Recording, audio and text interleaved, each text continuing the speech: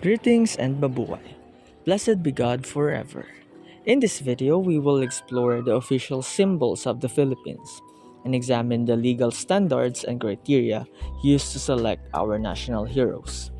Many of you likely recognize these symbols from your previous Araling Panlipunan or Hekasi classes. Can you name them all? Or has it been a while?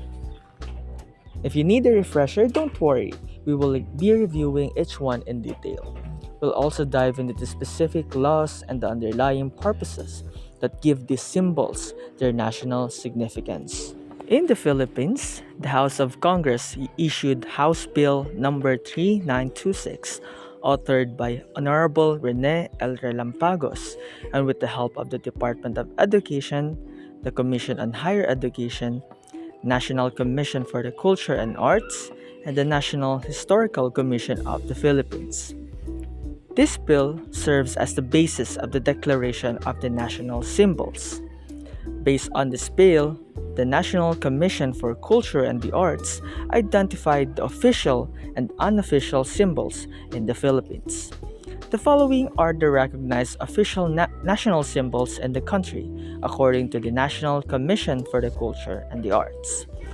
The first national symbol is our national flag. The flag of the Philippines shall be blue, white, and red with an 8-rayed golden yellow sun and 3 5-pointed stars.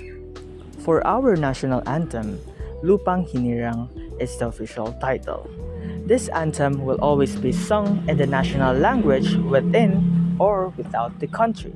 Remember, it is Lupang Hinirang and not Bayang Magiliw. For our national tree, we have Nat'l. This tree represents resilience.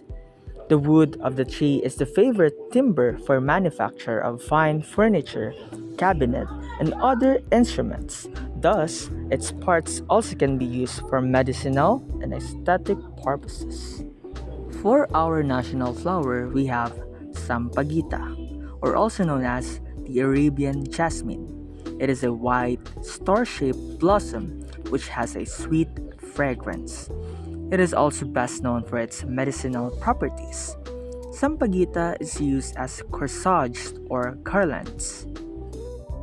For our national bird, the Philippine eagle that can be found in rainforest and Davao region is considered to be the largest, strongest, and most powerful eagle in the world. For our national gem, it is known as the South Sea Pearl and is considered as the oldest valued gem in the Philippines. The Philippines is symbolically known as the Pearl of the Orient Sea. For our national sport, we have arnis. It is considered as one of the oldest forms of martial arts in the Philippines. Arnis or arnis de mano. Arnis has multiple names across the Philippines such as eskrima, kali, and garrote. It's a Filipino martial art usually involves 1 or 2 sticks used to strike, thrust, and parry for defense and offense. The House of Congress had pushed for other national symbols to be recognized. Other symbols are noted as unofficial or colorums, or symbols that have no legal basis. These are the following symbols that are unofficial yet traditionally accepted by many as symbols of our identity as Filipinos. For our national leaf, we have anahaw. The anahaw leaf is a large type of leaf with a round fan shape that is glossy and in green color. It is considered a strong leaf weathering high heat from sun as well as brutal rain and wind. It is commonly used as fan, roof for the nipa huts, and wrappings for foods. For our national fruit, we have mango. It is an aromatic, delicious, and nutritious fruit. It has a lot of varieties like the mango kalabaw, mango pico, mango Indian, mango paho, and mango supsupin. For our national house, we have bahay kubo or nipa hut. It is best known for Filipinos as a cozy house or a shelter that is made from bamboo and palm leaves or even with anaho leaves as a roof. For our national animal, we have carabao or water buffalo, or best known as kalabaw. It is a gentle but hard-working type of a mammal. These animals are largely used by farmers to pull plows in the rice fields or transportation carts for others. It represents the strength and laboriousness of the Filipino people. For our national fish, we have bangus, or milkfish in English. It is widely popular in the Philippines and in Asia. It is a type of fish that is flexible and capable of adapting to where they are raised. It is a popular table fare among Filipinos and is prepared and cooked in various ways. For our national food, we have adobo. Filipinos' fondness of adobo had earned the title as the unofficial national food of the Philippines. Although the name was taken from Spanish, the cooking method is as old in the archipelago. Do you think adobo is our national food? Or do you think it's sinigang? Hmm. For our national dance, it is cariñosa. According to House Bill number 3926, cariñosa is a Philippine folk dance with Hispanic origins. The term is adopted from the Spanish language, which means affectionate, a characteristic of most Filipino women. It is a courtship dance that portrays acts of flirtation between a man and a woman. House Bill number 3926 also promotes other symbols like the city of Manila as the national capital, Filipino as the national language of the Philippines, makajos, makatao, makakalikasan at makabansa, or for good, people, nature and country as the national motto, the national coat of arms and the national seat of the Republika ng Pilipinas, the Philippine peso as the national currency, the barong Tagalog for the male and the barot saya for the female as the national costumes, the bakya as the national slippers, and the Philippine jeepney as the national vehicle. It is the aim of this bill to integrate and promote patriotism and nationalism that these symbols represent in the development of history and identity as Filipinos and as one nation. Now that we're done with our national symbols, let's proceed to the criteria for national heroes. There are no laws nor executive orders on proclamation of any personalities as heroes in our nation. It was then in 1993 when President Fidel V. Ramos issued Executive Order Number 75, which created the National Heroes Committee. The aim of the commission was to study, evaluate, and recommend Filipino national personage or bayani in due recognition of their sterling character and remarkable achievements for the country. The Technical Committee of the National Heroes Committee held a series of meetings on June 3, 1993, August 19, 1993, September 12, 1994, and November 15, 1995, defining, discussing, and deliberating upon the merits of the various definitions and criteria of a hero. The committee adopted the following criteria as basis for historical researchers in determining who among the great Filipinos will be officially proclaimed as national heroes. First one, heroes are those who have a concept of nation and thereafter aspire and struggle for the nation's freedom. 2.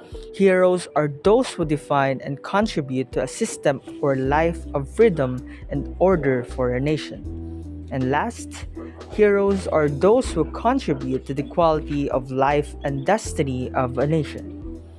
Additional criteria for heroes were added and adopted by the Technical Committee of the National Heroes Committee on November 15, 1995. Heroes are part of the people's expression. Heroes think of the future, especially of the future generations.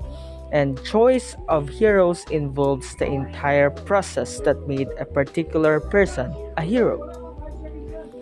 Galang in 2012 in an article concerning the selection process of national heroes in the Philippines shared a new set of criteria. First is the extent of a person's sacrifices for the welfare of the country. Second, the motive and methods employed in the attainment of the ideal.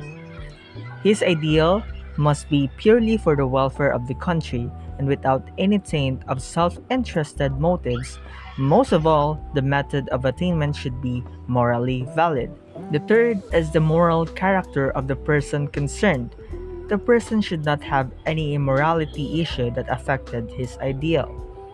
The fourth is the influence of the person concerned on his age and or the succeeding age.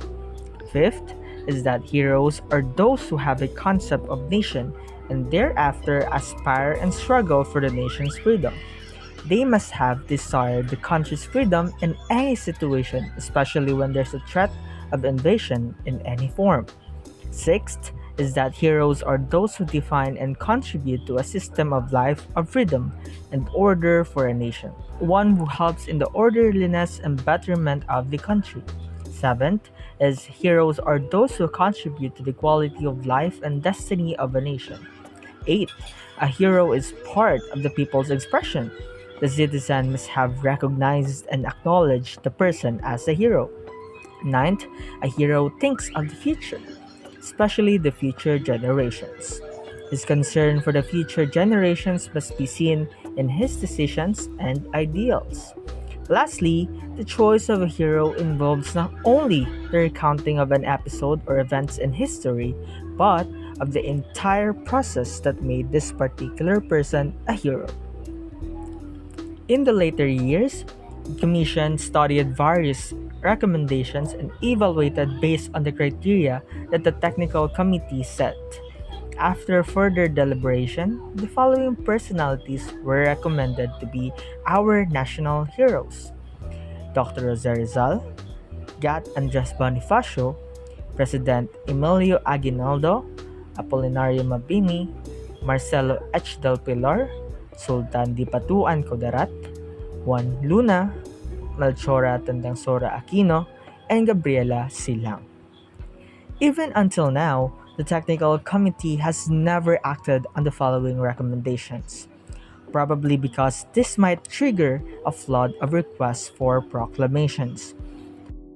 Another possibility is that the proclamation can trigger bitter debates involving historical controversies about the heroes. Truly, no official declaration had concretized Jose Rizal to be our national hero, but his legacies continue and inspire more people to stand for the truth. Abroad, Jose Rizal was immortalized by other nations because of his great desire to resolve the problems that caused the Filipinos misery. Here in the Philippines, Jose Rizal's name is widely known in everything. His name is used for brands like names of streets, avenues, brands of different products, and so on. This only signifies that Jose Rizal's popularity had influenced the lives of people because of what he did in promoting our culture and heritage to the rest of the world. Again, his ideas brought an important sense of identity for the country. Even until his death, he sacrificed himself and defended his beliefs. For the historian Leon Maria Guerrero, Jose Rizal is the first Filipino. It was because he was the first to call the Philippines his fatherland. He was truly an acclaimed martyr. In his life, Jose Rizal has been the symbol of the sacrifices of the Filipino for freedom and liberation, and with that, qualifies him as our national symbol and by extension, our national hero. And here concludes our video discussion. I hope you've learned something from this discussion. Again, good day and mabuhay. Blessed be God forever.